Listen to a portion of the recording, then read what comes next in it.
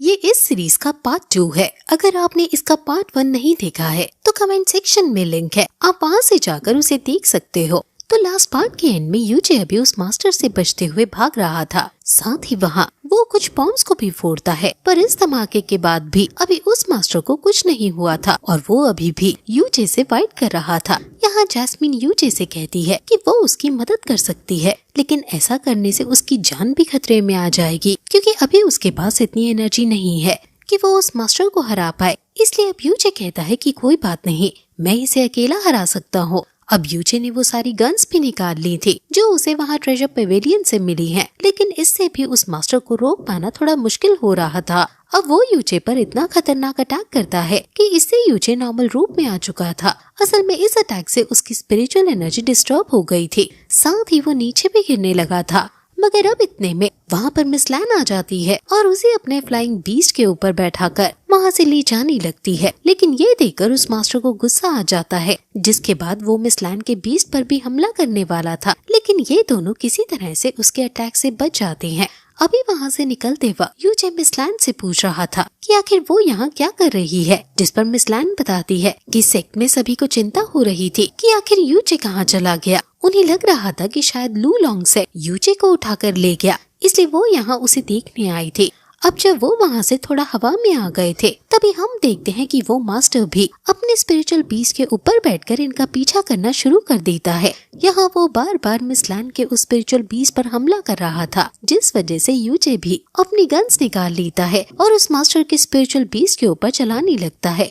मगर अब इस चीज में यूजे का बैलेंस बिगड़ चुका था और वो नीचे गिरने लगा था, पर तभी मिस लैन उसे बचा लेती है। पर उसी दौरान वो मास्टर यूजे से उसकी गन छीन लेता है। यूजे समझ चुका था कि अगर वो अभी हवा में रहे तो इससे मिस लैन के स्पिरिचुअल बीस्ट को चोट लग सकती है, साथ ही इससे मिस लैन को भी चोट लग सकती है। इसलिए अब वो नीचे कूद जाते हैं, लेकिन अब इतने में ही अटैक उन्हें लग जाता है। इस वजह से नीचे गिरते हुए उनका बैलेंस बिगड़ रहा था और इस चीज में उन्हें ज्यादा चोट भी लग सकती थी। यूजे वैसे तो कुछ नहीं कर सकता था, पर फिर वो जैस्मीन से हेल्प मांगता है।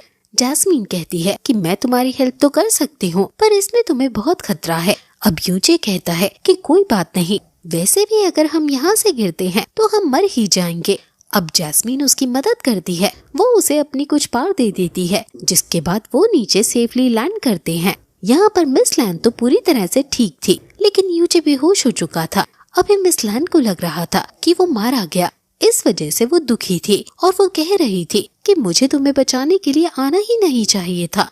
पर तभी यूजे होश में आकर कहता है कि नहीं, वो पूरी तरह से ठीक है। अब वो वहाँ से निकलने वाले थे, पर उन्हें बहुत पावरफुल एनर्जी महसूस होती है। ये एनर्जी किसी हाई लेवल बीस्ट की थी। तभी वो देखते हैं कि दो बच्चे अभी उनकी तरफ भागते हुए आ रहे हैं और उनके पीछे कुछ बीस्ट पड़े हैं। ये बीस्ट अभी यूजे और मिस लैन को वहाँ घेर लेते हैं, लेकिन तभी यूजे अपने पास से उस ड्रैगन पिल को निकालता है, जिसकी एनर्जी इतनी ज्यादा थी कि वो सभी बीस्ट वहाँ से डरकर भाग गए थे। अब वो दोनों बच्चे यूजे और मिस लैन को वहाँ अपने फादर के पास लेकर जाते हैं, लेकिन जब वो वहाँ पहुँचते हैं तो उनका फादर इन दोनों को देखकर गुस्सा होता है और इनके ऊपर हमला करने लगता है। उसे लगा था कि यूजे और मिस लैन दोनों बुरे हैं, पर फिर वो दोनों बच्चे उसे बताते हैं कि यूजे और मिस लैन ने उनकी जान बचाई थी। अब उनके फादर पहले इनसे माफी मांगते हैं और फिर इन्हें अपने विलेज में ले जाने लगते हैं। असल में वो उस विलेज के लीडर हैं। ये विलेज वैसे तो उस जंगल की दूसरी तरफ ही है, लेकिन ये इतना छुपा हुआ है कि इसके बारे में किसी को भी नहीं पता। यहाँ अंदर आते वक्त जैस्मिन और यूजे दोनों को ही एक बहुत पावरफुल एनर्जी महसूस हो रही थी। ये किसी फीनिक्स मिस्टिक बीस्ट की एनर्जी थी। उन्हें नहीं पता था कि ये किसी ट्रेजर की एनर्जी है या खुद वो बीस्ट यहाँ रह रहा है, लेकिन एक चीज वो दोनों ही समझ गए थे कि यहाँ कुछ तो छुपा हुआ है। अब रात के समय यूजे विलेज लीडर से पूछता है कि आप लोग यहाँ इतनी सुरक्षा से रहते हैं, आखिर आप किस चीज को प्रोटेक्ट कर रहे हैं। साथ ही वो यहाँ फीनिक्स स्पिरिट बीस्ट की भी बात करता है। ये सुनकर विलेज लीडर कहने लगता है कि शायद तुम भी उसी इरादे से आए हो जिस इरादे से सब यहाँ आते हैं।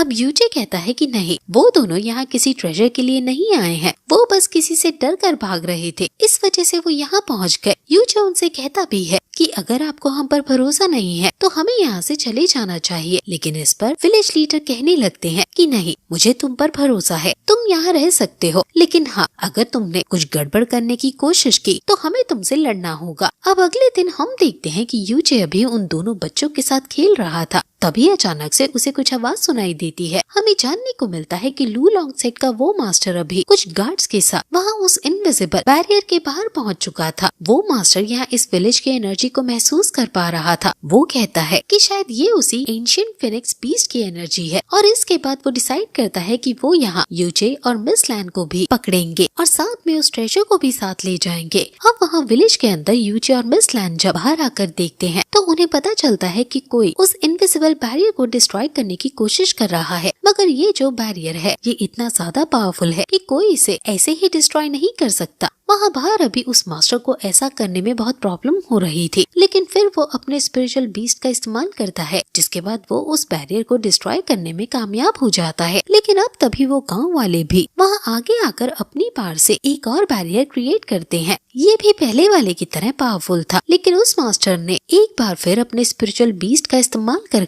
इस बैरियर को भी डिस्ट्रॉय कर दिया था। इस चीज से गाँव के सभी लोग समझ चुके थे कि ये जो भी है वो बहुत ताकतवर है, लेकिन ये जानकर भी विलेज लीडर आके लड़ने के लिए आ जाते हैं। लेकिन तभी वो मास्टर उन पर हमला कर उन्हें इंजर्ड कर देता है। साथ ही उनकी तलवार भी टूट चुकी थी, पर इतने में ही मिस लैन वहाँ पर आकर उन्हें बचा लेती है। लेकिन इस दौरान विलेज लीडर बेहोश हो चुके थे। अब बाकी जो गार्ड्स थे वो यहाँ मिस लैन के ऊपर भी हमला करने वाले थे, पर मिस लैन उनके अटैक से बचती है और अपनी पूरी पार से उन पर हमला करती है। लेकिन अब इतने में ही एक गार्ड पीछे से आकर उस पर हमला कर उसे नीचे गिरा देता है। साथ ही वो फिर से उस पर हमला करने वाले थे, लेकिन अब गांव के लोग भी उसकी मदद करते हैं और मिस लैन को बचाने लगते हैं, मगर वो भी उन गार्ड्स के सामने ज्यादा देर नहीं टिक पाते। लेकिन तभी वहाँ पर यूचे आ जाता है और अपनी गन से उन्हें शूट करने लगता है। ये देखकर वो मास्टर हैरान था, लेकिन वो कहता है कि वो अब यूचे को अपने साथ जिंदा पकड़ कर ले जाएगा। इसके बाद वो तुरंत ही यूचे पर हमला करने के लिए आगे बढ़ने वाला था, लेकिन इतने में ही यूचे वहाँ पहले की तरह ही एक बॉम्ब को ब्लास्ट कर देता है। इस ब्लास्ट के बाद वो मास्टर और उसके सारे साथी वहाँ से बाहर फिक गए थे, जिसके बाद यूचे सभी गांव वालों से कहता है कि हमें फिर से एक बैरियर क्रिएट करना होगा। अब वो लोग बात मानकर एक बैरियर क्रिएट कर लेते हैं। ये भी पहले की तरह ही स्ट्रॉन्ग था, लेकिन फिर भी वो जानते थे कि ये जल्दी डिस्ट्रॉय हो जाएगा। अब यूचे उन सभी से कहता है कि हमारे पास एक ही तरीका है, हमें उस गुफा में जाना होगा जहाँ पर आप लोग उस फिनिक्स बीस्ट के ट्रेजर को प्रोटेक्ट करते हो। लेकिन अब ये सुनकर गाँव वाले कहते हैं कि हमें इस चीज की परमिशन नहीं है। पर तभी विलेज लीडर का बेटा कहने लगता है कि मेरे फादर अभी बेहोश हैं, इसका मतलब मैं ही तब तक के लिए इस विलेज का लीडर हूँ, इसलिए मैं चाहता हूँ कि आप लोग यूचे जो कह रहा है वो बात मानो। वैसे यूचे की बात सही थी, क्योंकि अगर वो यहाँ रहे तो जो महिलाएं हैं और जो बच्चे हैं वो भी मारे जाएंगे। इसलिए अब वो सभी बात मान लेते हैं और उस गुफा की तरफ जाने लगते हैं। अब जब वो वहाँ अंदर आ रहे थे तभी वो मास्टर भी वहाँ पहुँच चुका था, लेकिन उस गुफा के बाहर एक बना हुआ बैरियर उन्हें रोक लेता है। ये वाला बैरियर इतना ताकतवर था कि इस बैरियर को वो मास्टर और उसके गार्ड्स मिलकर भी डिस्ट्रॉय नहीं कर सकते। वैसे इस बैरियर को यूचे और बाकी सभी ने विलेज लीडर की बेटी की पार की वजह से खोला था, क्योंकि सिर्फ फिनिक्स ब्लड लाइन के लोग ही उस बैरियर को हटा और लगा सकते हैं।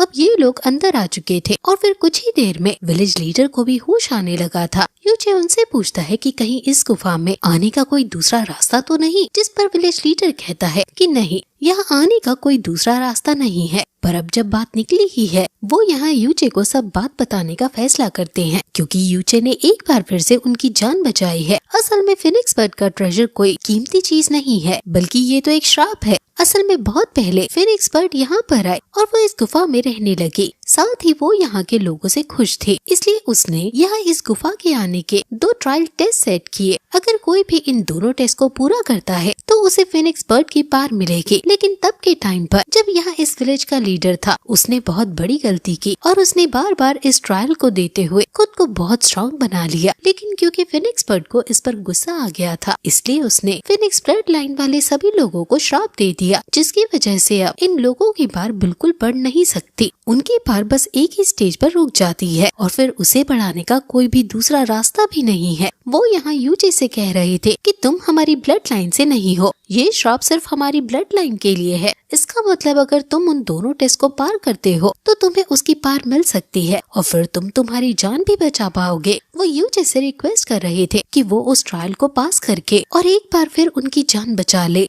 अब यूजे भी उनकी बात मान लेता है और जब यूजे उस जगह पर जाता है तो वहाँ सबसे पहले उसे फिनिक्स बर्ड की आवाज सुनाई देती है, जो कि उससे कह रही थी कि ये दोनों टेस्ट बहुत खतरनाक होने वाले हैं और इसमें यूजे की जान भी जा सकती है, इसलिए अगर वो लौटना चाहे तो लौट सकता है। पर यूजे उससे कहता है कि नहीं, उसे ये ट्रायल पास करना ही है। अब इसके बाद ट्रायल स्टार्ट होता है। अभी यूजे की तरफ बहुत सारी छोटी छोटी फायर फिनिक्स बर्ड की स्पिरिट पड़ रही थी। ये बहुत ज्यादा थी और इन सभी में आग लगी हुई थी। यूजे जानता है कि उसे आग से कुछ नहीं होगा, लेकिन ये आग थोड़ी अलग तरह की थी, जिस वजह से उसे थोड़ा पेन सहना पड़ रहा था। यूजे के लिए ये इतना ज्यादा भी मुश्किल नहीं था, लेकिन अब धीरे धीरे जैसे जैसे वो फिनिक्स बर्ड बढ़ते जा रही थी, यूजे का दर्द भी बढ़ते जा रहा था और यही दर्द उसकी इविल गॉड पावर के साथ अटैच हो जाता है, जिसकी वजह से अचानक से इविल गॉड की पावर रिलीज होने लगती है और इसी वजह से वो सभी नॉर्मल फायर फिनिक्स बर्ड बड़े ही आसानी से खत्म हो जाती हैं। लेकिन अब इसके बाद वहाँ सामने लावा में से एक बहुत बड़ी फिनिक्स बर्ड निकल कर आती है, जो कि यूजे पर हमला कर रही थी। पर अब यूजे ने भी उसे बहुत ही आसानी से बीच में से काट दिया था, जिस वजह से वो फिर से लावा में गिर जाती है। लेकिन अब जब वो फिर से निकलती है तो वो फिर से ठीक हो चुकी थी और इस बार वो और ज्यादा स्ट्रॉन्ग भी हो चुकी थी। यूजे समझ गया था कि इस तरह से उसे नहीं मारा जा सकता। तभी जैस्मीन कहती है कि इस बर्ड के सर पर कुछ क्रिस्टल जैसी चीज है, शायद हम उस क्रिस्टल को डिस्ट्रॉय कर इसे खत्म कर सकते हैं। अब यूजे वैसा ही करता है, पर इसका भी कोई फायदा नहीं था, क्योंकि फिनिक्स बर्ड फिर से लावा में गिरकर ठीक हो चुकी थी और साथ ही अब वो पिछली दोनों बार से दुगनी ताकतवर भी हो चुकी थी। अब यूजे को समझ नहीं आ रहा था कि वो क्या करे। तभी जैस्मीन उससे कहती है कि हमें इस फिनिक्स बर्ड के हार्ट पर हमला करना होगा, क्योंकि वही इसकी पावर पॉइंट है और उसी से इसे एनर्जी मिल रही है। इसके बाद यूजे फिर से उसकी बात मान लेता है, लेकिन ऐसा करना थोड़ा मुश्किल था। पर फिर भी किसी तरह से यूजे आगे बढ़कर अपनी तलवार को वहाँ उस फिनिक्स बर्ड के हार्ट में इंजेक्ट करने में कामयाब हो जाता है। फिनिक्स बर्ड अब हिल भी नहीं सकती थी, इस वजह से यूजे इस चीज का फायदा उठाते हुए उसके हार्ट को ही डिस्ट्रॉय कर उस फिनिक्स बर्ड को हरा देता है। उसे लग रहा था कि उसने दोनों ट्रायल पूरे कर लिए, क्योंकि उसके हिसाब से ये 2 ट्रायल थे, लेकिन ये बस एक ही टेस्ट था। अब तभी अचानक से जमीन क्रैक होने लगती है और यूजे वहाँ से नीचे गिर जाता है। जिसके बाद जब वो नीचे आता है तो फिनिक्स बर्ड उससे कहती है कि बहुत अच्छे, तुमने पहला ट्रायल पार कर लिया, लेकिन दूसरे ट्रायल में तुम्हारी पार काम नहीं आएगी, बल्कि इस बार तुम क्या डिसीजन लेते हो और तुम्हारा दिल कितना साफ है ये देखा जाएगा। इसके बाद अब जब ये ट्रायल स्टार्ट होता है तो यूजे एक दूसरी जगह पर आ चुका था। यहाँ वो आसपास देख ही रहा था कि तभी अचानक एक लड़की वहाँ आती है। ये लड़की असल में वही है जिसे यूजे अपनी पिछली लाइफ में प्यार करता था, लेकिन इसे कुछ बुरे लोगों ने मार दिया था। इसे देखते ही यूजे को अपना बहुत पुराना प्रॉमिस याद आता है। यूजे ने इससे कहा था कि वो उसे हमेशा प्रोटेक्ट करेगा, लेकिन यूजे ऐसा कर नहीं पाया। अभी ये दोनों एक दूसरे को देखकर बहुत खुश थे और तुरंत ही गले लग गए थे, लेकिन अचानक से वो लड़की एक चाकू निकालकर यूजे पर हमला कर देती है। यूजे उसे ऐसा करता देख लेता है, लेकिन वो उसे रोकता नहीं है, बल्कि वो उसे खुद को चाकू मारने देता है। इस वजह से यूजे वहाँ पर मारा जा चुका था, इसलिए अब वो वापस यहाँ फिनिक्स बर्ड के सामने आ गया था। यहाँ फिनिक्स बर्ड उससे पूछती है कि तुम चाहते तो आराम से उस अटैक से बच सकते थे, तुमने बेवकूफी क्यों दिखाई। तो इस पर यूजे कहने लगता है कि पिछली लाइफ में मैंने उसे प्रॉमिस किया था कि मैं उसे प्रोटेक्ट करूंगा, लेकिन फिर भी मैं उसे प्रोटेक्ट नहीं कर पाया और इस चीज को मैं इस लाइफ में भी नहीं भुला पाया हूँ। इस वजह से मैं चाहता था कि वो मुझे मारे, जिससे मेरा थोड़ा सा गिल्ट कम हो जाए। अगर तुम चाहो तो फिर से मुझे वहाँ भेज सकती हो, लेकिन मैं इस बार भी खुद को नहीं बचाऊंगा। अब ये सुनकर फिनिक्स बर्ड हैरान थी, पर फिर वो यूजे को बताती है कि यूजे ने इस ट्रायल को पास कर लिया है, क्योंकि यूजे ने बिल्कुल सही फैसला लिया। अब यहाँ वो यूजे को अपनी ब्लड लाइन की पार दे देती है, साथ ही बाकियों के मुकाबले वो यूजे को 3 गुना पार देती है, क्योंकि उसे पता है कि यूजे रीइंकार्नेट हुआ है। साथ ही साथ यूजे के पास हेवनली पॉइजनस पर्ल की पार है।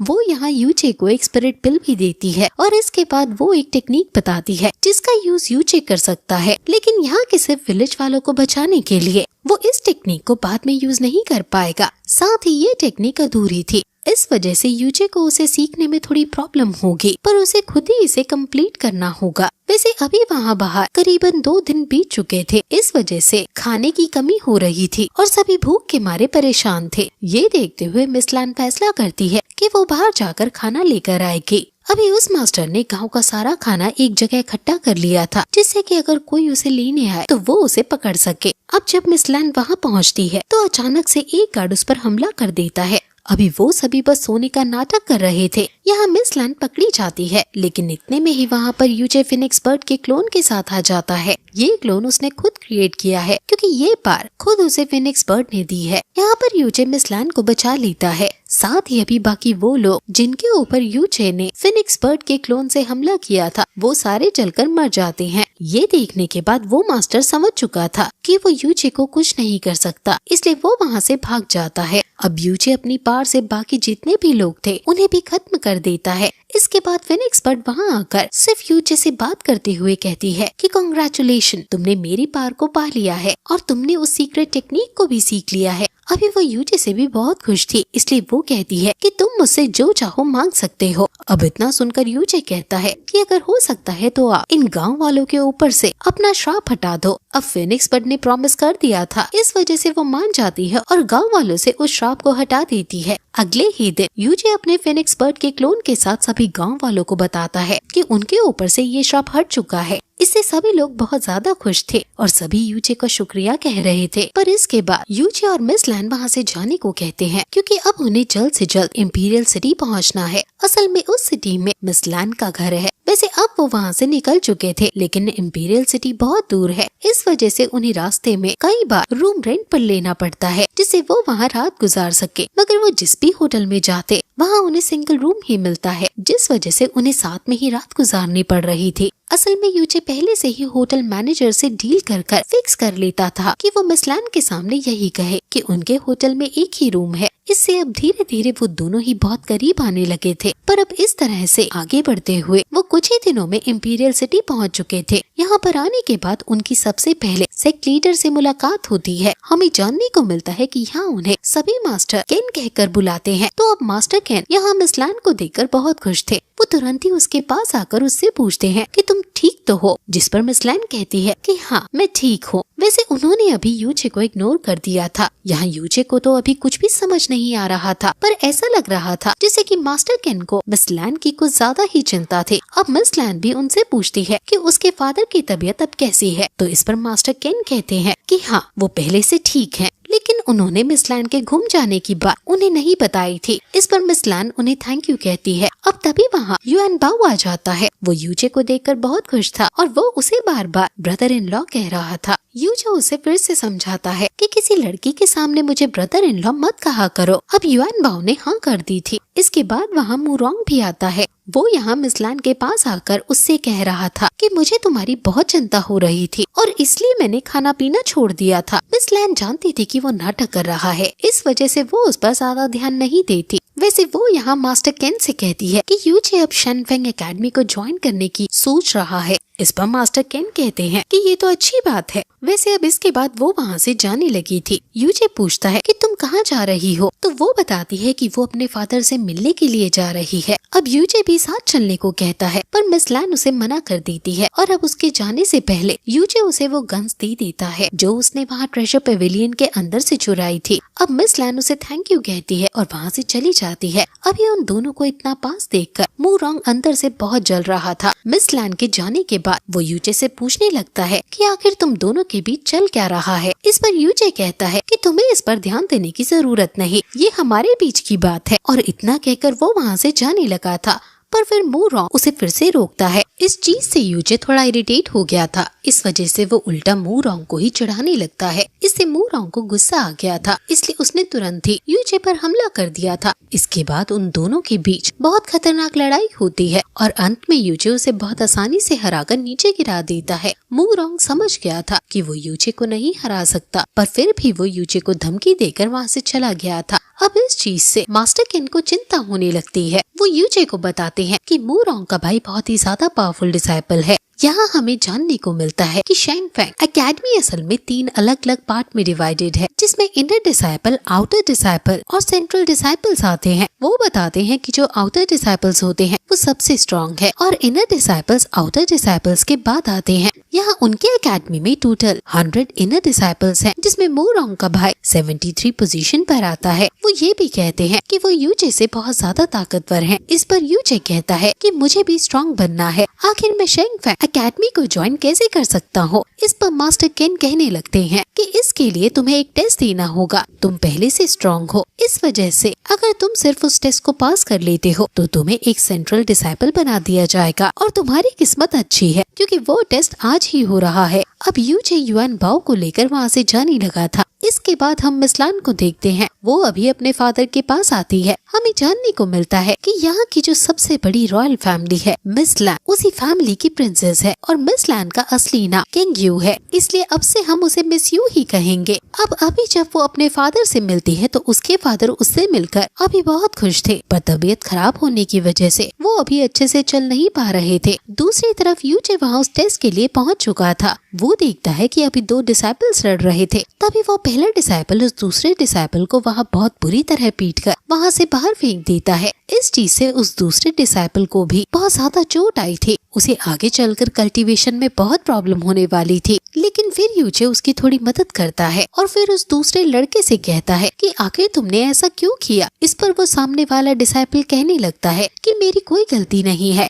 ये लड़ाई ही ऐसी है। यहाँ यूचे को बहुत गुस्सा आ रहा था, इसलिए अब वो उस लड़के को सबक सिखाने के लिए उसे चैलेंज करता है। वैसे उस लड़के का नाम फेंग है और ये सेंट्रल डिसाइपल्स रैंक पर है। अब जब यूचे उससे लड़ने के लिए आगे आता है तभी वहाँ पर मास्टर केन आते हैं। यहाँ उनके साथ एक दूसरा डिसाइपल भी आ रहा था। ये डिसाइपल इनर डिसाइपल रैंक पर है और इसका नाम सी कॉन्ग है। ये यहाँ आकर यूचे से कहता है कि तुम्हें इसकी चाल में नहीं फंसना चाहिए। ये लड़का ऐसे ही सभी को भड़काता है जिससे कि ये उनसे फाइट कर सके। ये एक खास फैमिली से बिलोंग करता है। इनके पास एक बहुत ही पावरफुल टेक्निक है। यूचे कहता है कि मुझे इस सबसे कोई फर्क नहीं पड़ता, मुझे इससे फाइट कर उसे इसकी गलती समझानी है। इसके बाद अब उन दोनों में लड़ाई शुरू होती है, जिसके दौरान अभी फेंग यहाँ अपने सामने उसी बैरियर को क्रिएट करता है जो उसकी खास टेक्निक है। इसकी खासियत है कि इस पर जो भी अटैक करो वो उतनी ही तेजी से वापस उसी पर आ जाता है जिसने वो अटैक किया हो। लेकिन अब यूचे आगे बढ़कर एक ही अटैक में उसे डिस्ट्रॉय कर देता है। यूचे का अटैक पावरफुल था, इस वजह से वो बैरियर उसके अटैक को नहीं रोक पाया। अभी जब यूचे फिर से अटैक करने के लिए बढ़ रहा था तो इस बार फेंग अपने सामने उस बैरियर की 3 लेयर्स को क्रिएट करता है, लेकिन यूचे ने इसे भी डिस्ट्रॉय कर दिया था। ये देखकर फेंग और बाकी सभी बहुत हैरान थे, लेकिन अभी फेंग ने हार नहीं मानी थी। वो फिर से यूचे को आगे बढ़ने को कहता है और इस बार वो अपने ब्लड के साथ कनेक्ट करते हुए उस बैरियर का लास्ट स्ट्रॉन्गेस्ट फॉर्म क्रिएट करता है। ये फॉर्म बहुत पावरफुल है, लेकिन अगर ये गलती से डिस्ट्रॉय हो जाए तो इससे फेंग की जान भी खतरे में आ सकती है। अब यूचे उस पर हमला करता है, जिस दौरान हम देखते हैं कि यूचे इस बार उस बैरियर को डिस्ट्रॉय नहीं कर पाया था, लेकिन फिर वो अपनी इविल गॉड की पावर को थोड़ा सा रिलीज करता है, जिसकी वजह से ये बैरियर भी डिस्ट्रॉय हो जाता है और फेंग सीधा एरिना के बाहर की तरफ गिरता है। वैसे अब वहाँ फेंग का मास्टर भी आ गया था। वो कह रहा था कि ये तुमने बहुत गलत किया, तुम्हें किसी पर भी इस तरह से अटैक नहीं करना चाहिए। लेकिन अब यूचे भी उससे कहता है कि गलती इसकी है, मेरी नहीं। अब इतने में ही वहाँ पर मू रॉन्ग और उसका भाई भी आ चुका था। मू रॉन्ग का भाई यहाँ यूचे पर हमला करने लगता है, लेकिन तभी सी कॉन्ग आगे आकर उसे रोक लेते हैं। वो कहते हैं कि तुम सीनियर डिसाइपल हो, इसलिए तुम्हें किसी जूनियर डिसाइपल पर हमला नहीं करना चाहिए। पर अब यूचे आगे आकर उसे रोक देता है और कहता है कि आपको आगे आने की जरूरत नहीं, ये मेरी वजह से यहाँ आया है तो इससे मैं ही लड़ूंगा। पर अब यूचे भी जानता था कि ये लड़का बहुत स्ट्रॉन्ग है, इस वजह से वो अभी इससे नहीं लड़ सकता। यूचे कहता है कि मुझे 3 महीने का टाइम चाहिए, जिसके बाद हम लड़ाई कर सकते हैं। अब मोरोंग का भाई भी जानता था कि यूचे कमजोर है और 3 महीने में वो उसकी बराबरी नहीं कर सकता। इस वजह से मोरोंग का भाई मान जाता है और उनके बीच में ये शर्त लग जाती है कि जो भी शर्त हारेगा उसे सामने वाले की बात माननी होगी। अब इतने में ही वहाँ शेंगफेंग एकेडमी के एक और मास्टर की एंट्री होती है। ये है मास्टर वू, और अब वो ये सब देखकर बहुत ज्यादा खुश थे, क्योंकि ऐसे चैलेंजेस से डिसाइपल आपस में ही और ज्यादा स्ट्रॉन्ग बनते हैं। वो कहते हैं कि ये लड़ाई फेयर तो नहीं होगी, क्योंकि यूचे अभी बहुत कमजोर है, लेकिन अब हम उसे सभी सुविधा देंगे जिससे कि वो खुद को स्ट्रॉन्ग बना सके। वो कहते हैं कि यूचे उनके ट्रेजर पेवेलियन के अंदर से जो भी चीज चाहे ले सकता है। साथ ही साथ सेंट्रल डिसाइपल और इनर डिसाइपल्स को जो जो पर्क्स मिलते हैं वो भी यूचे को मिलने चाहिए।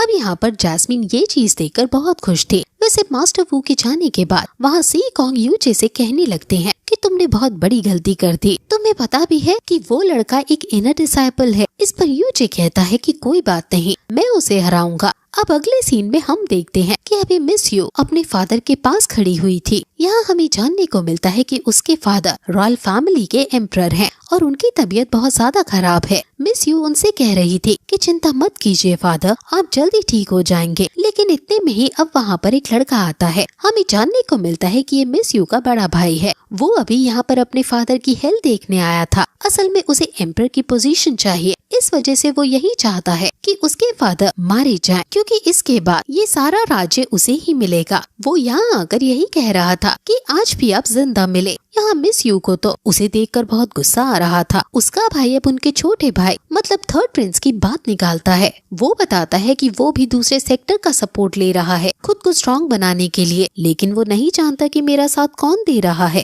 अब उसकी बातें सुनते हुए मिस यू को और ज्यादा गुस्सा आ जाता है। वो तुरंत आगे आती है और अपनी तलवार निकालकर उसकी गर्दन पर रख देती है, जिसके बाद अब उसके भाई को वहाँ से जाना ही पड़ता है। अभी मिस यू के फादर उससे कह रहे थे कि मैं कुछ नहीं कर सकता, मुझे समझ में नहीं आता कि मैं क्या करूं। मैं तुम्हें भी अपनी पोजीशन नहीं दे सकता और इन दोनों को देने का कोई फायदा नहीं, क्योंकि उसके बाद हमारी रॉयल फैमिली कहीं मुंह दिखाने लायक नहीं बचेगी। अब मिस यू उनसे कहती है चिंता मत कीजिए, मैं एक लड़के को अपने साथ लेकर आई हूँ, वो बहुत स्ट्रॉन्ग है, वो हमारी मदद कर सकता है। इस पर उसके फादर कहते हैं कि काश जैसा तुमने सोचा है वैसा ही हो। इसके बाद अब मिस यू वहाँ से चली गई थी। अगले सीन में हम यूचे और सी कॉन्ग को देखते हैं, जो कि ट्रेजर पेवेलियन के बाहर आ चुके थे। अब जब वो अंदर आते हैं तो यहाँ पर उन्हें बहुत सारे स्वॉर्ड बॉक्स दिखते हैं। सी कॉन्ग कह रहा था कि तुम इनमें से किसी भी एक स्वॉर्ड को चुन सकते हो। हर डिसाइपल एक ही स्वॉर्ड चुन सकता है, क्योंकि यहाँ से एक ट्रेजर ले जाने की परमिशन है। अब वो यूचे को बहुत सी तलवार दिखाता है, लेकिन यूचे को कोई सी पसंद नहीं आती। लेकिन तभी यूचे को एक स्वॉर्ड दिखती है जिसके अंदर से बहुत ही डेंस एनर्जी निकल रही थी।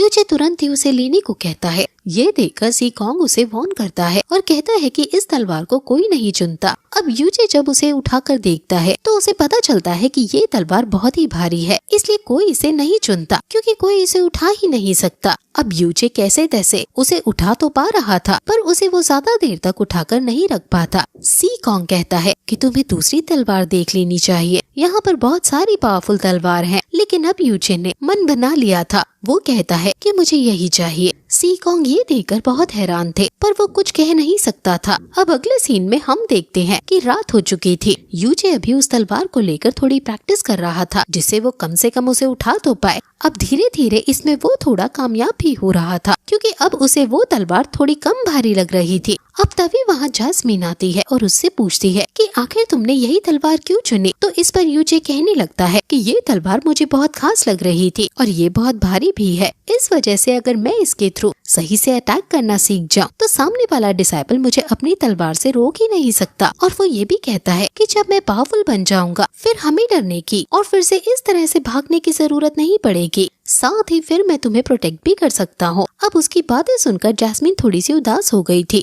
यूचे को ये चीज समझ नहीं आती, पर जैस्मिन बताती है कि यूचे बिल्कुल उसके भाई की तरह बातें कर रहा है। अब यूचे ये बात सुनकर हैरान था कि जैस्मिन का कोई भाई भी है। जैस्मिन बताती है कि उसका भाई बहुत अच्छा था और बहुत स्ट्रॉन्ग भी था। उसके पास भी इसी तरह की एक हैवी स्वॉर्ड थी जिसे वो गार्जियन स्वॉर्ड कहता था। वो इतना पावरफुल था कि उसे हरा पाना अच्छे की बस की बात नहीं थी, और वो हमेशा यही कहता था कि वो हमेशा जैस्मिन और उसकी मदर को प्रोटेक्ट करेगा। अब आगे क्या होगा ये तो हमें नहीं पता, पर जैस्मीन यहाँ बात को थोड़ा सा बदलते हुए कहती है कि उसे कई सारी टेक्निक्स पता है जो कि वो यूचे को सिखा सकती है। यूचे इस चीज से बहुत खुश था, जिसके बाद वो दोनों वापस अपने कमरे में आ जाते हैं। यहाँ पर आकर अभी जैस्मीन यूचे के माइंड में उसी टेक्निक को डाल देती है। इस टेक्निक का नाम ग्रेट दाओ बुद्धा टेक्निक है। अब यूचे ये देखकर खुश था कि उसे इस टेक्निक की प्रैक्टिस वगैरह नहीं करनी पड़ेगी, पर फिर जैस्मीन बताती है कि अभी उसे इस टेक्निक को मास्टर भी करना होगा। इस चीज में उसके भाई को करीबन 1 महीना लगा था, लेकिन यूचे को इसमें उसके हिसाब से ज्यादा टाइम लगेगा, क्योंकि यूचे उसके भाई से कम लेवल पर है।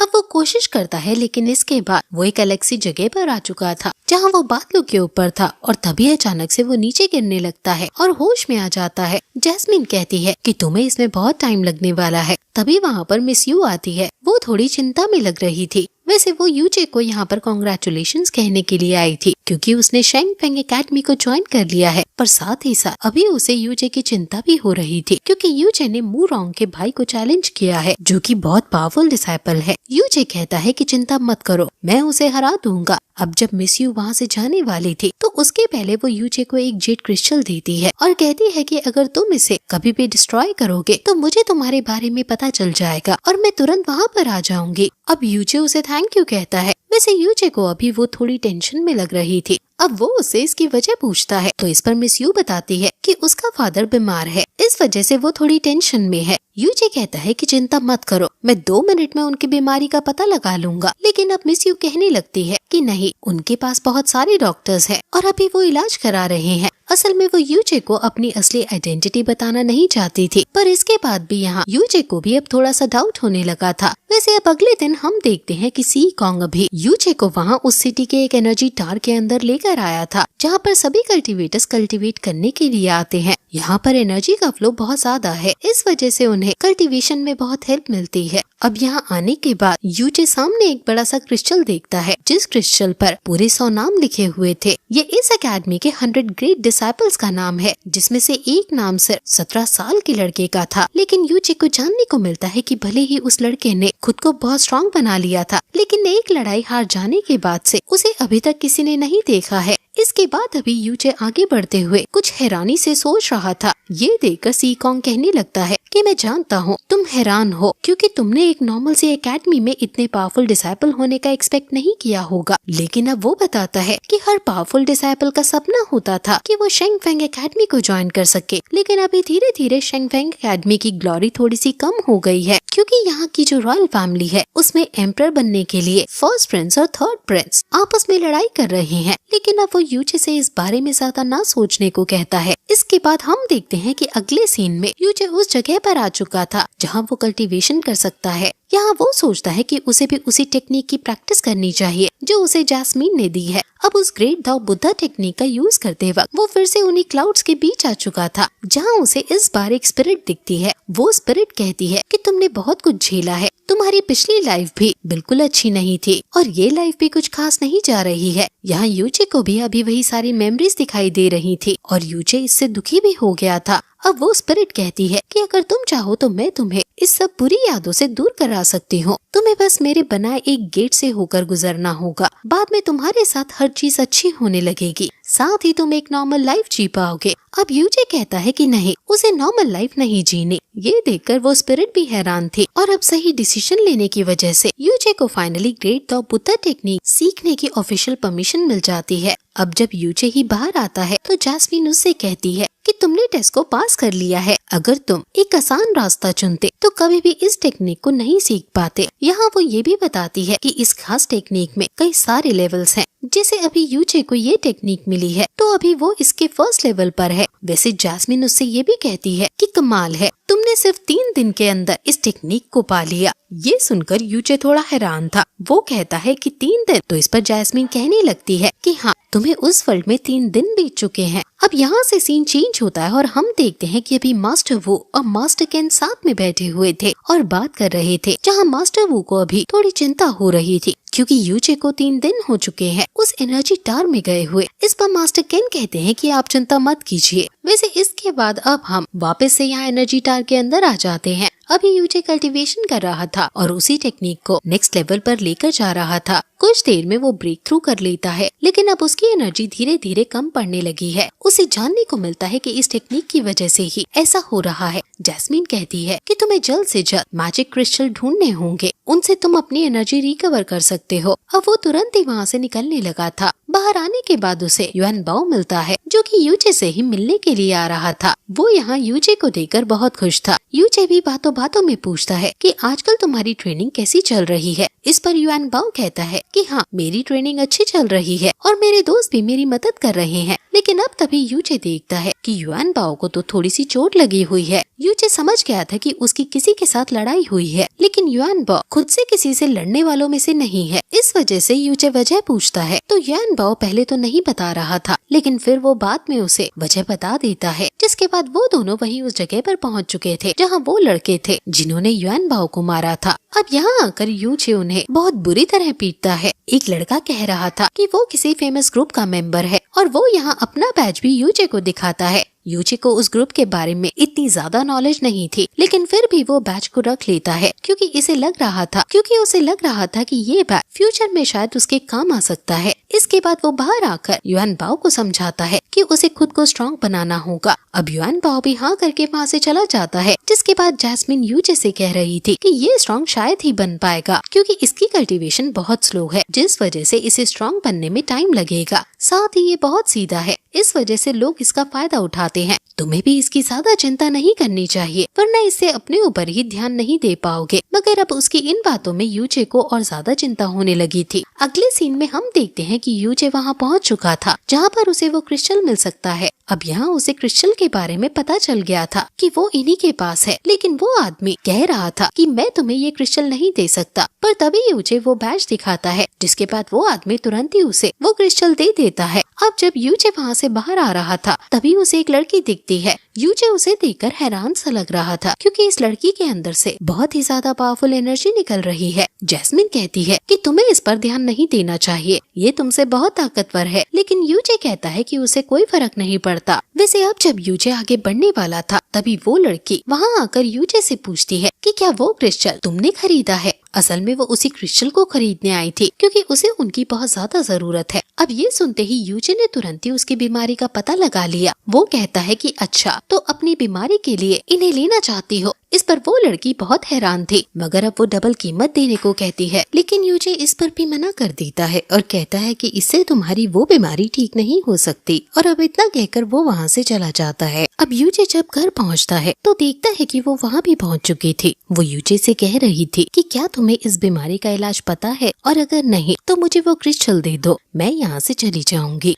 यूजे कहता है कि ये क्रिस्टल तुम्हारे कोई काम का नहीं, लेकिन चिंता मत करो, मैं इस बीमारी को ठीक कर सकता हूँ, लेकिन इसके बदले में मेरी 3 शर्त होंगी। अब पहली शर्त ये कि उस लड़की को अपना नाम बताना होगा, लेकिन इस शर्त के लिए वो लड़की साफ मना कर देती है। जिसके बाद यूजे कहता है कि ठीक है, पर फिर मैं तुम्हें लिटिल फेयरी कहकर बुलाऊंगा। और अब दूसरी शर्त में वो उससे उसके चेहरे का मास्क हटाने को कहता है, पर इस बार भी वो लड़की मना कर देती है। यूजे कहता है कि तुम मेरी कोई भी बात नहीं मान रही, लेकिन अब यूजे थोड़ा सोच समझकर कुछ काम की बात करता है। वो कहता है कि उसे कुछ मंथ तक की प्रोटेक्शन चाहिए। अब इस चीज के लिए लिटिल फेयरी ने तुरंत ही हाँ कर दी थी। यहाँ यूजे अपनी 3rd शर्त नहीं बताता। वो कहता है कि वो शर्त मैं वक्त आने पर तुम्हें खुद बता दूंगा। अब यूजे उसकी नर्व्स चेक करता है तो यूजे को समझ आ जाता है कि आखिर वो किस प्रॉब्लम में फंसी है। उसकी एक खतरनाक आइस बीस्ट के साथ फाइट हुई थी और ये उसी आइस बीस्ट का स्पिरिट पॉइजन है। अब यूजे समझ गया था कि लिटिल फेयरी को ठीक करने के लिए उसे उस स्पिरिट को लिटिल फेयरी के अंदर से बाहर निकालना होगा। अब यूजे तुरंत ही उसके फेस को टच करता है, लेकिन अब लिटिल फेयरी थोड़ा गलत समझ लेती है और गुस्से में तुरंत ही अटैक करते हुए यूजे को वहाँ से बहुत दूर फेंक देती है। इस चीज से यूजे बेहोश हो चुका था, लेकिन उसने उस स्पिरिट को बाहर निकाल लिया था। अब 3 दिन बाद यूजे को होश आता है। यूजे देखता है कि लिटिल फेयरी वहीं पर बैठी हुई है। वो कहती है कि तुम सच में कमाल के हो, तुमने सिर्फ 3 दिन में हील कर लिया, जबकि मेरे अटैक के बाद कोई इतना जल्दी हील नहीं कर पाता। अब वो यूजे से उसके असली आइडेंटिफिकेशन पूछती है, पर यूजे तो अभी अलग ही बात कर रहा था। वो उससे कहता है कि तुमने मुझ पर अटैक किया, जबकि मैं तो तुम्हारी मदद कर रहा था। इस पर लिटिल फेयरी कहने लगती है कि हाँ, मुझे बाद में पता चला और अभी तुम इसी वजह से जिंदा हो। अब यूजे उसे कहने लगता है कि वैसे तुम जितना बुरा बनने का नाटक करती हो उतनी बुरी हो नहीं, तुम उस दिन से मेरा यहाँ पर ख्याल रख रही हो। इस पर लिटिल फेयरी कहती है कि हाँ, क्योंकि गलती मेरी थी। अब इतना कहकर वो वहाँ से जाने लगी थी। यूचे उसे रोकता है और पूछता है कि क्या तुम अभी जा रही हो, जिस पर वो कहती है कि चिंता मत करो, मैं अपना प्रॉमिस नहीं भूलूंगी। इतना कहकर अब वो वहाँ से चली जाती है। यूचे अभी उसी के बारे में सोच रहा था, क्योंकि यूचे जब उसकी बीमारी चेक कर रहा था तो उसे पता चला था कि लिटिल फेयरी की जो मिस्टिक वेन्स है वो बहुत ही ज्यादा अच्छे लेवल पर है। इसका मतलब वो बहुत ताकतवर है। अब तभी वहाँ पर जैस्मीन आती है और यूचे पर गुस्सा करते हुए कहती है कि तुम खुद से प्रॉब्लम क्यों क्रिएट करते हो, तुम इससे मारे भी जा सकते थे। अभी तुम सिर्फ ग्रेट द बुद्धा टेक्निक की वजह से जिंदा बचे हो। अब यूचे उससे माफी मांगता है। वैसे अब यूचे वापस लौटने वाला था, लेकिन जैस्मीन कहती है कि तुम्हें ट्रेनिंग करनी चाहिए। वो तुरंत ही उसे दूसरे वर्ल्ड में ले आती है, जहाँ यूचे कुछ ही टाइम में उस ग्रेट द बुद्धा टेक्निक को मास्टर कर लेता है। उसने यहाँ से फर्स्ट लेवल को मास्टर किया था, लेकिन इससे वो अपनी कल्टीवेशन की भी सेकंड लेवल पर पहुँच चुका था। अभी जैस्मीन उसकी तारीफ कर रही थी और इससे यूचे भी बहुत खुश था। लेकिन जैस्मीन बताती है कि अभी तुम्हें सिर्फ इस तलवार को उठाने की पार मिली है, अभी तक तुम्हें तलवार चलाने के लिए कोई भी स्किल्स नहीं आती। इसके बाद जैस्मीन उसे बताती है कि वो उसे अच्छी स्पॉट टेक्निक सिखा सकती है, लेकिन उन्हें मास्टर करने के लिए तुम्हें बहुत मेहनत करनी होगी। अब क्योंकि वो हमेशा अपने भाई को ऑब्जर्व करती थी, इस वजह से उसे वैसे तो कई स्पॉट टेक्निक्स पता है, लेकिन अभी वो यूचे को ऐसी टेक्निक सिखाती है जो वो उस कंपटीशन के दिन तक सीख पाए। अब इसके बाद कुछ दिन इसी तरह से बीत जाते हैं और अब वही दिन आ चुका था जिस दिन यूचे का मूरोंग के भाई के साथ मैच होने वाला है। यहाँ अभी यूचे और मूरोंग का भाई दोनों आमने सामने थे। बाकी सभी लोग भी वहाँ आ चुके थे और सभी इस मैच के लिए बहुत एक्साइटेड हैं। लेकिन सभी को पता था कि मूरोंग के भाई को यूचे नहीं हरा पाएगा। अब यहाँ एरिना में लड़ाई शुरू होती है। इस लड़ाई के दौरान मूरोंग का भाई अभी अपने वेपन को बाहर नहीं निकाल रहा था, इस वजह से यूचे ने भी अपनी तलवार नहीं निकाली थी। लड़ाई के दौरान जब मूरोंग का भाई यूचे पर पहला हमला करता है तो यूचे उसे बहुत ही आसानी से डॉज कर लेता है। ये देखकर सभी हैरान थे और कह रहे थे कि यूचे तो बहुत फास्ट है, लेकिन मूरोंग के भाई को यूचे की तारीफ सुनकर थोड़ा गुस्सा आ रहा था। अब वो तुरंत ही एक और अटैक करता है, लेकिन इसे भी यूचे डॉज कर लेता है। पर मूरोंग के भाई का गुस्सा इससे और ज्यादा बढ़ते जा रहा था। इसी वजह से अब वो फाइनली अपनी बहुत पावरफुल टेक्निक, जिसे वो गोल्डन ड्रैगन कहता है, उसका यूज करता है। अभी तक उसने जिस पर इस टेक्निक का इस्तेमाल किया है, उसमें से कोई भी अभी तक इस टेक्निक को डॉज नहीं कर पाया है। अभी यूचे भी पहले इसे डॉज नहीं कर पा रहा था, लेकिन बाद में वो वापस से खड़ा हो जाता है। मतलब उसने इस टेक्निक को सरवाइव कर लिया था। ये देखकर सभी हैरान थे। पर अब उन दोनों में फिर से लड़ाई शुरू हो जाती है। लेकिन इस दौरान मूरोंग का भाई बड़े ही चालाकी से अपने वेपन को बाहर निकालते हुए यूचे पर हमला कर देता है। उसने पहले अपना वेपन बाहर निकाला था, जिस वजह से यूचे ने भी तलवार का यूज नहीं किया। अब जबकि वो ये सीनियर है, लेकिन फिर भी इसने ये अटैक बिल्कुल चुपचाप किया था, जिससे यूचे इसके लिए तैयार ना रहे। अभी ये चीज देखते हुए वहाँ मास्टर वू को बहुत गुस्सा आ रहा था। वो कह रहे थे कि ये बहुत गलत बात है, एक सीनियर को कभी भी ऐसा नहीं करना चाहिए। लेकिन अब वो देखते हैं कि यूचे ने उसके इस अचानक से किए अटैक को सरवाइव कर लिया था। अब वो कहता है कि बहुत बढ़िया, आखिर तुमने अपना वेपन निकाल ही लिया, अब मैं भी तुम्हें अपना वेपन दिखा सकता हूँ। इसके बाद यूचे तुरंत ही अपने उस हेवी स्वॉर्ड को वहाँ पर ले आता है। इसे देखकर सभी लोग बहुत ज्यादा हैरान थे। मास्टर वू कह रहे थे कि मैं जानता था कि यूचे इसे बाहर तो निकालेगा ही, लेकिन क्या उसने सच में इसे मास्टर कर लिया? अभी मूरोंग भी यूचे की तलवार देखकर हैरान था, लेकिन वो कह रहा था कि ये बहुत भारी है, इसे रख दो, तुम इसे उठा नहीं सकते। पर यूचे तुरंत ही उसे उठा लेता है। जिसके बाद यहाँ मूरोंग का भाई फिर से अपने गोल्डन ड्रैगन का इस्तेमाल करता है और वहाँ यूचे अपने स्पिरिचुअल वॉल्व का इस्तेमाल करता है। ये टेक्निक जैस्मीन ने उसे सिखाई है। अब दोनों के अटैक बहुत ही ताकत से टकराते हैं, जिस वजह से वहाँ बहुत ही तेज ब्लास्ट होता है। इस ब्लास्ट के बाद अब मूरोंग का भाई हार चुका था और अब मास्टर वू यूचे को कांग्रेचुलेशन कहते हैं। हमें जानने को मिलता है कि उसने अभी जिस टेक्निक का इस्तेमाल किया वो वही टेक्निक है जो उसे जैस्मीन ने सिखाई थी, लेकिन ये उस टेक्निक का सिर्फ 10% था। यूचे जैसे जैसे प्रैक्टिस करेगा वो इस टेक्निक का उतना ही अच्छी तरह से यूज कर पाएगा। अब यूचे को परमानेंटली इनर डिसाइपल बना दिया जाता है। सभी लोग उससे बहुत ज्यादा इम्प्रेस थे। अगले सीन में हम देखते हैं कि अभी मिस यू यूचे को पट्टी लगाने आई थी, क्योंकि यूचे को इस मैच के दौरान कुछ चोट लगी थी। यहाँ पर पट्टी लगाते वक्त सिचुएशन थोड़ी रोमांटिक होने लगी थी। शायद सीरीज की पहले किस हमें देखने को मिलने ही वाली थी, लेकिन उसी दौरान वहाँ पर मास्टर केन आ जाते हैं। वो इन्हें देखकर थोड़ा सा शर्मा गए थे उन्होंने तुरंत ही अपना मुंह नीचे की तरफ कर लिया था, लेकिन यहाँ मिस यू को भी थोड़ी सी शर्म आ जाती है, जिस वजह से वो वहाँ से भाग जाती है। अब यहाँ पर मास्टर केन यूचे पर गुस्सा हो रहे थे क्योंकि वो मिस यू से प्यार करने लगा है, जबकि उसे तो मिस यू की असलियत भी नहीं पता। यूचे जानता था कि ये लोग उससे बहुत टाइम से कुछ छुपा रहे हैं, इसलिए अब वो कहने लगता है कि हम प्यार करते हैं, इसलिए मुझे किसी चीज से फर्क नहीं पड़ता, मिस यू का बैकग्राउंड कुछ भी हो, लेकिन मैं फिर भी उसे नहीं छोड़ूंगा। अब ये सुनकर मास्टर केन हैरान थे। इसके बाद वो उसे पूरी बात बताते हैं। वो कहते हैं कि मिस यू असल में यहाँ की प्रिंसेस है, उसके फादर इस पूरी शेंग फेंग एकेडमी को चलाते हैं। दूसरी मेन बात, उसके भाइयों में अपने फादर की सीट के लिए लड़ाई चल रही है। साथ ही वो ये भी बताते हैं कि मिस यू पहले उसे यहाँ सिर्फ अपनी मदद के लिए ला रही थी, लेकिन अब उसे भी यूचे से प्यार हो गया है। इस वजह से वो नहीं चाहती कि यूचे उसके बारे में ज्यादा कुछ जाने या फिर उसकी फैमिली मैटर में पड़े।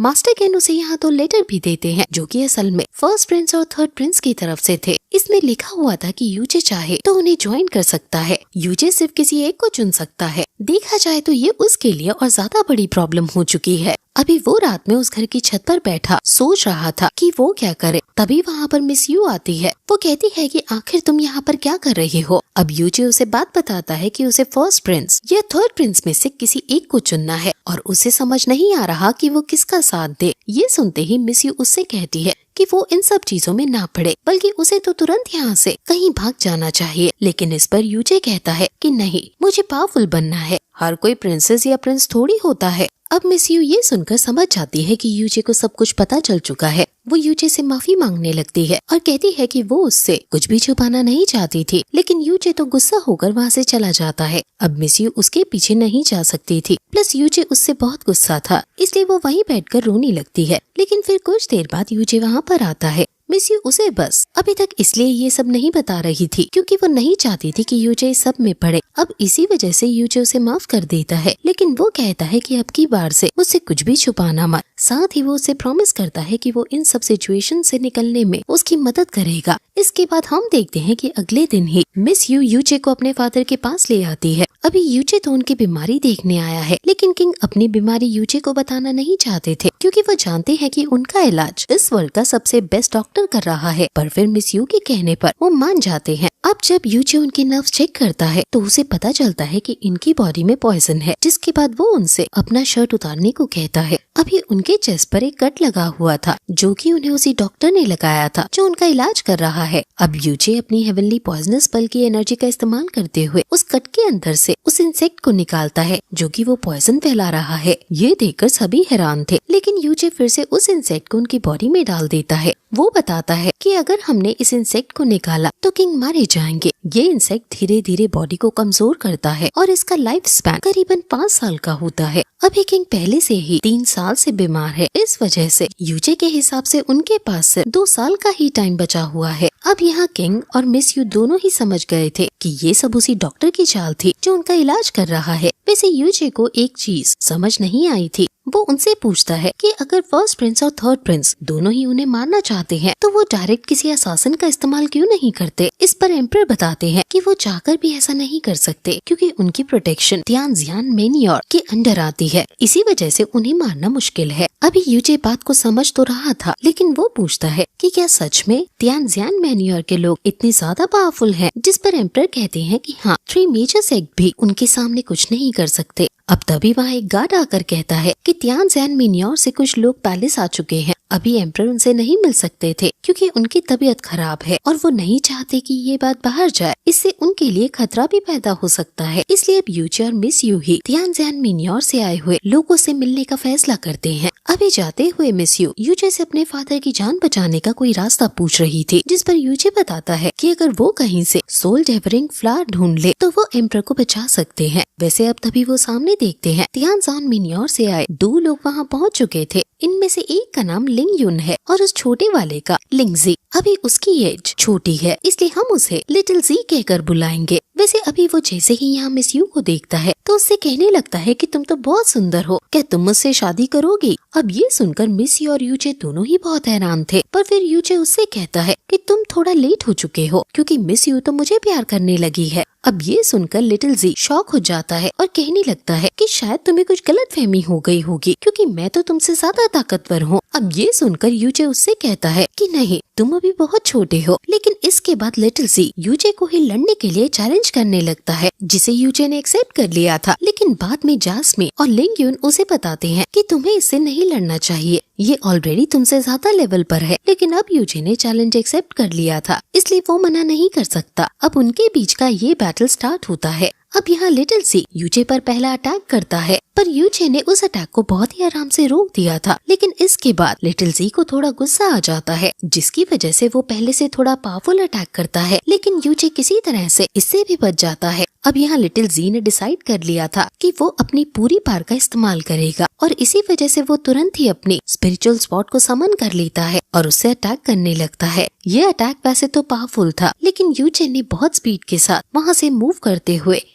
इसे भी डॉज कर लिया था। पर फिर लिटिल जी अपनी तलवार को घुमाते हुए दूसरी तरफ से यूचे पर हमला करने लगता है। उसका ये अटैक पावरफुल था, लेकिन यूचे उसके पास उससे भी ज्यादा तेज आकर उसकी इस तलवार को डिस्ट्रॉय कर देता है। साथ ही साथ वो लिटिल जी के ऊपर भी हमला कर उसे भी वहाँ से दूर फेंक देता है। पर फिर उसे लग रहा था कि कहीं उसने कुछ गलत तो नहीं कर दिया, क्योंकि लिटिल जी भले ही स्ट्रॉन्ग है पर असल में तो वो बच्चा ही है। पर तभी लिटिल जी यूचे के पास आकर उसकी तारीफ करने लगता है। यूचे को यकीन ही नहीं हो रहा था, पर यहाँ लिटिल जी तो उसकी तारीफ ही करते जा रहा था। साथ ही वो यूचे से पूछता है कि क्या यूचे उसका मास्टर बनेगा। इस पर यूचे कहता है कि मैं सोच के बताऊंगा। पर अब तभी लिटिल जी का भाई लिंगयुन यूचे की तरफ देखता है और तुरंत ही लिटिल जी को वहाँ से लेकर भाग जाता है। ये देखकर अभी मिस यू को कुछ भी समझ में नहीं आया था, लेकिन तभी अचानक से यूचे के मुंह से खून निकलने लगता है। वो कहता है कि ये फाइट बहुत खतरनाक थी और लिटिल जी भी सच में बहुत ताकतवर है। शायद लिंगयुन उसे इसलिए इतनी तेजी से ले गया जिससे कि लिटिल जी मेरी चोटों को नोटिस ना कर पाए। वैसे इसके बाद अब यूचे भी वहाँ से चला जाता है। अगले सीन में हम देखते हैं कि जब वो घर लौट रहा था तभी उसे फील होता है कि जैसे उस पर कोई नजर रख रहा हो। अब वो वहाँ से थोड़ा दूर एक सुनसान रास्ते पर आकर कहता है कि कौन है जो मुझ पर नजर रख रहा है। इसके बाद हमें जानने को मिलता है कि यूचे पर जो नजर रख रहा था उस लड़के का नाम बाय है और ये असल में मूरोंग का भाई का दोस्त है। अभी ये यूचे से बदला लेना चाहता था, इसलिए ये यूचे पर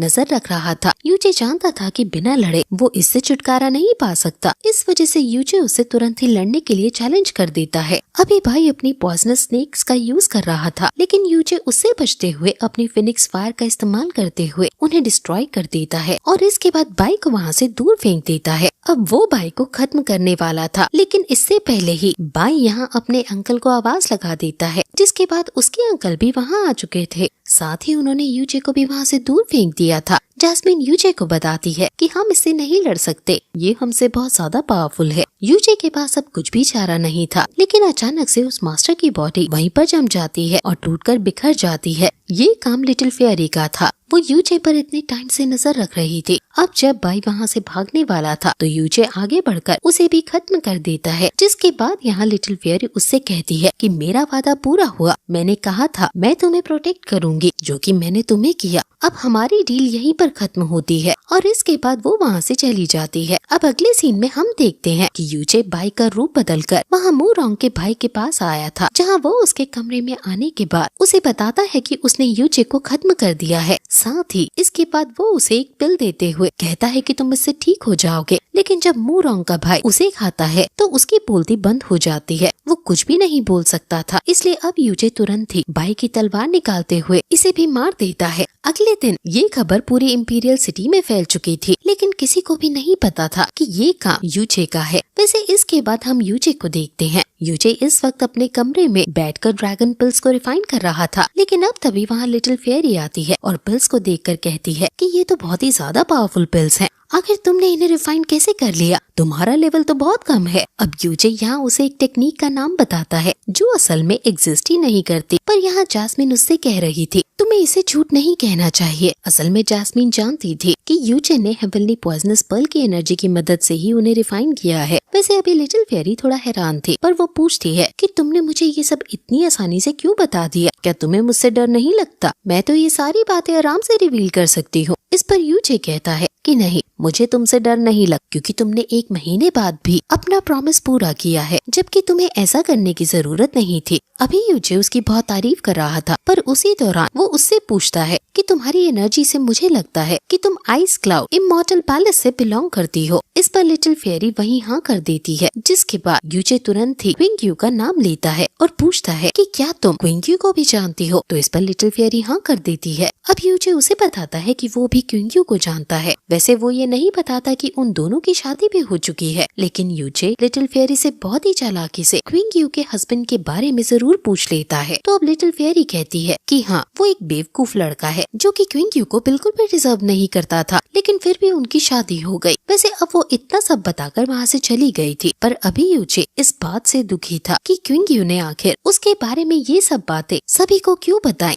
वैसे यूजे को पता है कि क्विंग्यू आने वाले रैंकिंग कंपटीशन में हिस्सा लेने वाली है, क्योंकि शेंगफेंग एकेडमी से भी कुछ डिसाइपल वहाँ जाने वाले हैं। इसलिए अब यूजे भी फैसला करता है कि वो उस रैंकिंग कंपटीशन को ज्वाइन करेगा। अब रात को वो इसी टेंशन में बैठा हुआ था, तभी उसके पास मिस यू आती है। यूजे उससे बात करते हुए कहता है कि मुझे खुद को स्ट्रॉन्ग बनाना है, लेकिन मैं यहाँ पर रहकर खुद को स्ट्रॉन्ग नहीं बना सकता। अभी मिस यू जानती थी कि वो ये क्या कह रहा है। यूजे कहता है कि मुझे यहाँ से जाना होगा, पर मिस यू ऐसा नहीं चाहती थी, लेकिन फिर भी यूजे की भलाई के लिए वो हाँ कर देती है। यूजे प्रॉमिस करता है कि वो अपना ख्याल रखेगा और फिर से उससे मिलने आएगा। अब अगले ही दिन वो अपने सफर पर निकल पड़ता है। इस सफर में उसे कुछ दिन ऐसे ही बीत जाते हैं, पर अब वो जंगल में अंदर की तरफ बढ़ते जा रहा था और जैसे जैसे वो आगे बढ़ता है वैसे वैसे ही उसे अच्छे लेवल के बीस्ट मिलते जाते हैं, जिन्हें हराकर वो पहले से और ज्यादा स्ट्रॉन्ग भी हो चुका था। उसकी मिस्टिक एनर्जी हर रोज बढ़ती जा रही थी और वो यहाँ हर एक बीस्ट को हरा रहा था। तभी उसके सामने एक ड्रैगन बीस्ट आता है जो कि बहुत ताकतवर था, लेकिन यूजे पहले ही अपने फिनिक्स फायर का इस्तेमाल करते हुए उसकी टेक्निक को रोक लेता है और इसके बाद अब वो आगे बढ़कर उसे एक ही अटैक में खत्म कर देता है।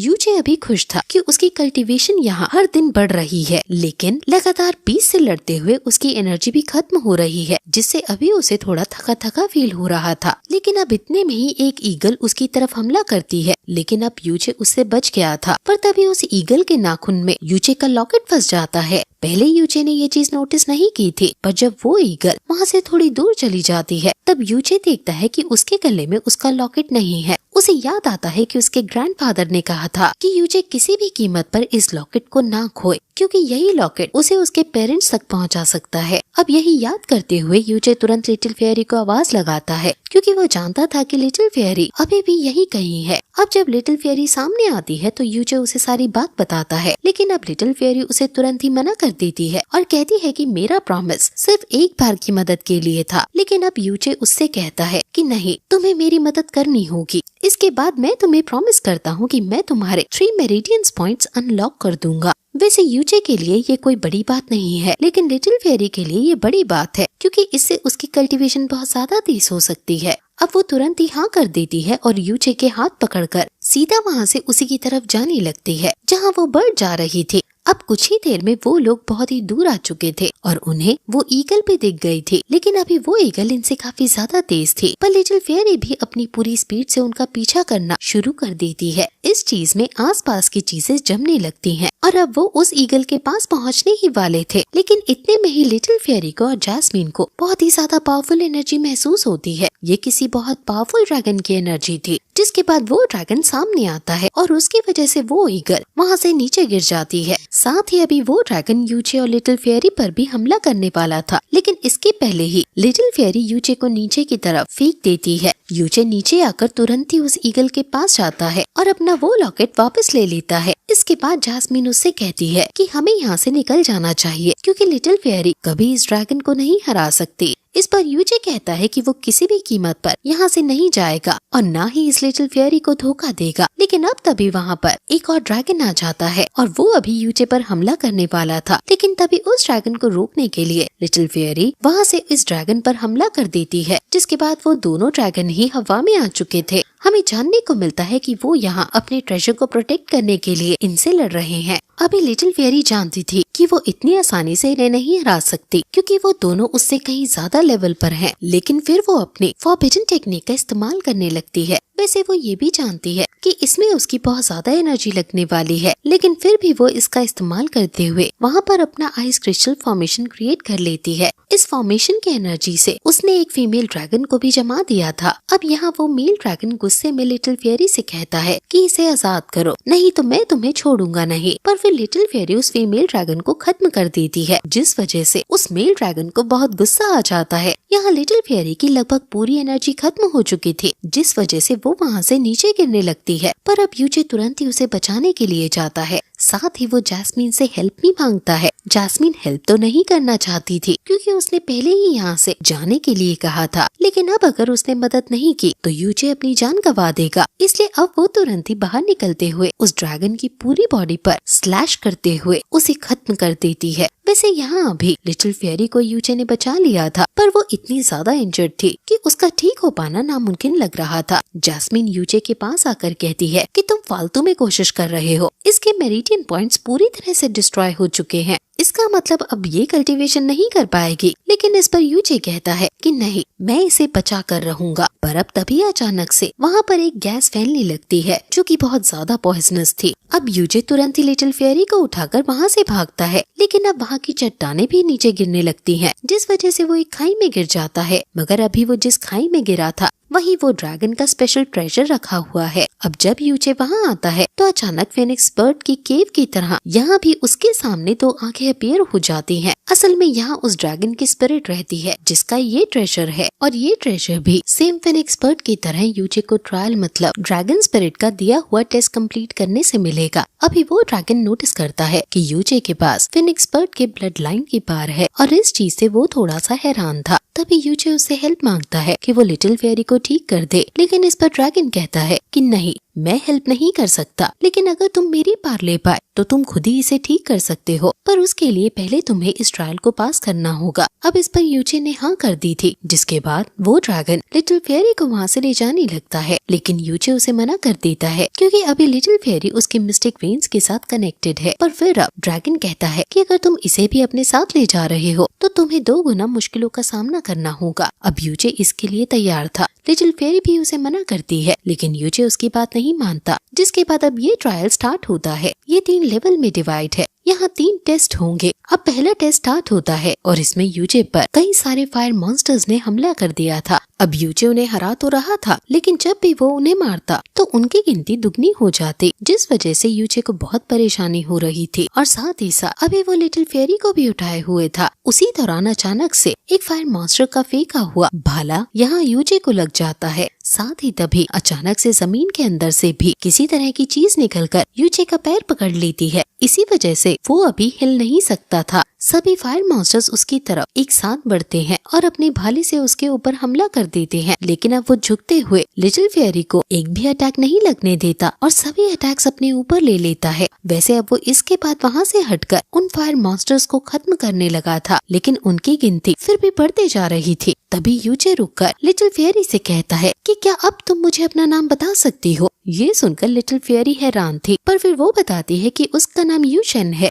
अब यूजे उससे कहता है कि चिंता मत करो, मैं तुम्हें कुछ नहीं होने दूंगा। और अब इतना कहकर वो तुरंत ही फिनिक्स बर्ड की पार को अनलॉक करते हुए हवा में आ जाता है और अपनी एनर्जी को रिलीज करता है, जिसकी वजह से वहाँ सभी फायर मॉन्स्टर्स खत्म होते जा रहे थे। लेकिन तभी उस ड्रैगन की आवाज आती है। वो कहता है कि अभी तक ये लेवल पूरी तरह से खत्म नहीं हुआ है। और अब इसके बाद यूजे वापस से नीचे गिर जाता है और तभी वहाँ की जमीन हिलने लगती है, जिसके बाद एक बड़ा सा गोलेम बीस्ट वहाँ पर बाहर आ जाता है। वो बहुत ताकतवर लग रहा था। जैस्मीन यूजे को बताती है कि ये 5th लेवल पर है और तुम अभी सिर्फ 2nd लेवल पर हो उसके कहने का मतलब ये था कि यूजे इस बीस्ट को नहीं हरा सकता, लेकिन तभी वो बताती है कि अब सिर्फ तुम्हारी तलवार ही कुछ कर पाएगी, क्योंकि वो भी 5th लेवल पर है। और अब इसके बाद यूजे और उस गोलम में लड़ाई शुरू हो जाती है। यूजे ने पहले तो लिटिल फेयरी को वहीं रख दिया था जिससे कि उसे चोट न लगे, लेकिन फिर वो गोलम अपने कुछ सोल्जर्स को वहाँ पर समन करते हुए लिटिल फेयरी पर हमला करने लगता है। लेकिन अब यूजे तुरंत ही उसके पास आकर उसे बचा लेता है।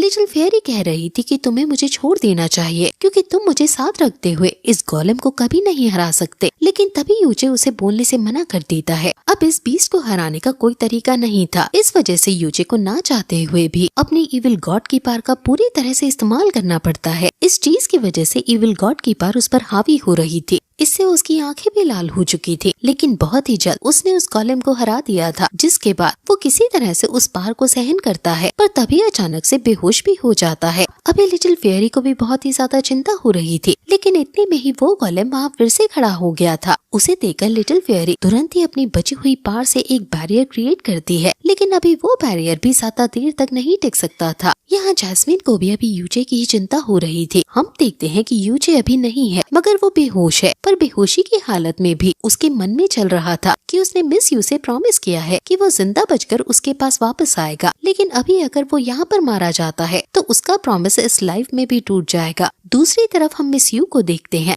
अभी उसका बड़ा भाई और वो लड़का जो मिस यू को पसंद करता है वो उससे मिलने आए थे। अब वो लड़का बताता है कि मिस यू के फादर को ठीक किया जा सकता है, लेकिन इसके लिए उन्हें एक सोल डेवरिंग फ्लावर चाहिए होगा जो कि वो उसे लाकर दे सकता है। लेकिन इसके लिए मिस यू को उससे शादी करनी होगी। मिस यू ऐसा बिल्कुल नहीं चाहती थी, क्योंकि वो यूजे को पसंद करती है। इस वजह से वो तुरंत ही मना कर देती है और वहाँ से चली जाती है। लेकिन उसके मना करने की वजह से यहाँ इस लड़के को बहुत गुस्सा आ रहा था। वो मिस यू के बड़े भाई से कहता है कि मुझे मिस यू पर शक हो रहा है, जरूर वो किसी और को पसंद करने लगी है। इस पर मिस यू का भाई कहता है कि हाँ, शायद मैं उस लड़के को जानता हूँ। अब वो लड़का फैसला करता है कि वो उस लड़के को छोड़ेगा नहीं जिसे मिस यू पसंद करती है। इसके बाद सीन चेंज होता है। हम यहाँ यूजे को देखते हैं। उसने मान लिया था कि अब कुछ नहीं किया जा सकता, लेकिन अब उसकी इसी चिंता की वजह से अचानक से उसकी इविल ब्लड की पावर एक्टिवेट होती है और वो ग्रेट द बुद्धा टेक्निक के 2nd लेवल पर पहुंच जाता है। और ये देखकर जैस्मिन और लिटिल फेयरी दोनों ही बहुत ज्यादा हैरान थी। इसके बाद यूजे पूरी पार से उस गोलेम के ऊपर हमला कर देता है।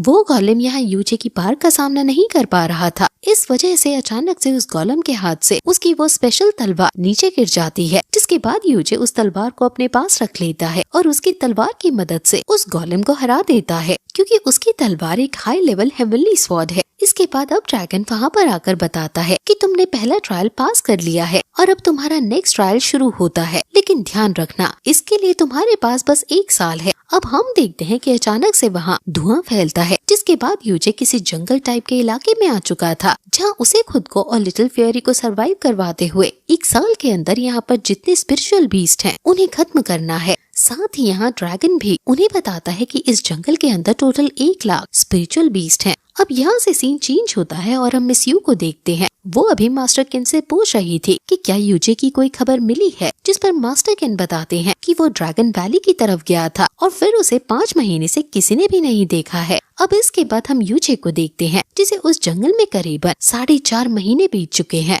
वैसे अब वो पहले से बहुत ही ज्यादा ताकतवर हो चुका है, पर अभी तक उसने सिर्फ 16,000 स्पिरिचुअल बीस्ट ही खत्म किए हैं। यहाँ अभी भी उसे बहुत सारे स्पिरिचुअल बीस्ट मारने हैं। अब रात के टाइम उसे एक आइडिया आता है, जिसके बाद वो लिटिल फेयरी को उठाकर वहाँ से जंगल में चारों तरफ भागना चालू कर देता है। इससे सभी बीस्ट अभी उसे देखते हुए उसका पीछा कर रहे थे। जब वो पूरे जंगल के बीस्ट को एक जगह पर इकट्ठा कर लेता है, तो उसके बाद वो अपने हेवनली डेमन लोटस टेक्निक का इस्तेमाल करता है, जो कि वो फिनिक्स फायर की मदद से क्रिएट करता है। इसकी वजह से वो सारे स्पिरिचुअल बीस्ट एक बार में खत्म हो चुके थे। इसके बाद वहाँ से धुआं भी हट जाता है और वो वहाँ उस ड्रैगन के सामने आ जाता है। यहाँ पर ड्रैगन बताता है कि यूजे ने 3 और ट्रायल को पास कर लिया है। असल में तीसरे ट्रायल के दौरान उसके कैरेक्टर को चेक करा जाता है, लेकिन यूजे ने शुरुआत से ही लिटिल फेयरी को प्रोटेक्ट करते हुए 2 ट्रायल को पास किया है। इस वजह से ड्रैगन ऑलरेडी उसका कैरेक्टर समझ चुका है। अब वो यूजे को तीसरे ट्रायल में भी पास मानता है और तुरंत उसे अपनी 6 ब्लड ड्रॉप दे देता है, जिन्हें एब्सॉर्ब करने में यूजे को अभी प्रॉब्लम हो रही थी, लेकिन फिर भी वो किसी तरह से उसे सहता है। दूसरी तरफ ड्रैगन अभी जैस्मीन के पास आकर कहता है कि मुझे लगा नहीं था कि तुम इस लड़के के सोल सी में मिलोगे। असल में जैस्मीन 12 स्टार गॉड्स में से एक है। वैसे यहाँ वो ड्रैगन उससे सिर्फ एक तलवार के बारे में पूछने आया था, क्योंकि उस खास तलवार के अंदर उस ड्रैगन की सोल है। अभी जैस्मीन बताती है कि नहीं, वो तलवार अभी तक किसी को भी नहीं मिली है। अब इससे वो ड्रैगन बहुत खुश होता है, पर अब वो वहाँ से जाए इससे पहले वो जैस्मीन से कहता है कि यूजे एक अच्छा लड़का है, तुम उसका ख्याल रखना, आगे चलकर वो बहुत ताकतवर बनेगा। अब यहाँ हम देखते हैं कि यूजे ने इस पूरे प्रोसेस को कंप्लीट कर लिया था, जिसके बाद उसके पास उस ड्रैगन की पावर आ चुकी थी। वो पूछता है कि वो लिटिल फेयरी को किस तरह से ठीक कर सकता है, जिसके बाद ड्रैगन बताता है कि इसके लिए उन्हें अपनी बॉडी को कंबाइन करना होगा। अब यूजे इसके लिए तैयार था, लेकिन लिटिल फेयरी इसके लिए तैयार नहीं थी। अब यूजे उसे बचाने के लिए कुछ भी कर सकता था, इसलिए वो मना नहीं करता। ये पूरी प्रोसेस के बाद हम देखते हैं कि यूजे बेहोश हो चुका था। लिटिल फेयरी होश में आती है तो वो देखती है कि उसकी कल्टीवेशन फिर से नॉर्मल हो चुकी है, जिसके बाद ड्रैगन उससे कहता है कि मुझे तुमसे कुछ बात करनी है। अब जब यहाँ यूजे को होश आता है तो वो देखता है कि लिटिल फेयरी वहाँ नहीं है, साथ ही उसके पास ना जाने कैसे पर आइस एनर्जी भी आ चुकी है। लेकिन अब ड्रैगन उसे वार्न करता है कि वो कभी भी आइस एनर्जी और फायर एनर्जी दोनों को साथ में यूज ना करे। साथ ही वो ये भी बताता है कि लिटिल फेयरी पूरी तरह से ठीक हो चुकी थी, इसलिए वो यहाँ से चली गई। वैसे ड्रैगन अभी यूजे के मदद करने के बदले एक चीज मांगता है। यूजे पूछता है कि कौन सी चीज, तो ड्रैगन कहता है कि मुझे एक तलवार चाहिए। वो अब यूजे को तलवार के बारे में बताता है, लेकिन दूसरी तरफ वहाँ शेनफेंग एकेडमी में 2 वॉरियर्स को चुन लिया गया था रैंकिंग कंपटीशन के लिए। अभी वो निकलने ही वाले थे, लेकिन इतने में ही यूजे वहाँ पर पहुँचता है। मिस यू अभी यूजे को देखकर बहुत ही ज्यादा खुश थी, पर बाकी सभी बहुत हैरान लग रहे थे। वो भी यूजे की एनर्जी को महसूस करते हुए आपस में कह रहे थे कि ये लड़का पहले से ज्यादा ताकतवर हो चुका है। अब यूजे उनसे कहता है कि कहीं मैंने देर तो नहीं कर दी, जिस पर मास्टर केन बताते हैं कि तुम थोड़ा लेट हो चुके हो, क्योंकि हमने ऑलरेडी 2 वॉरियर चुन लिए हैं रैंकिंग कंपटीशन में जाने के लिए। लेकिन इस पर यूजे कहता है कि अगर मैं उन्हें हरा दूं तो क्या मैं उनकी जगह वहाँ जा सकता हूँ। ये सुनकर सभी हैरान थे और इसी के साथ ये पार्ट यहीं पर एंड होता है। अगले पार्ट को भी आप एंड स्क्रीन पर क्लिक करके देख सकते हो।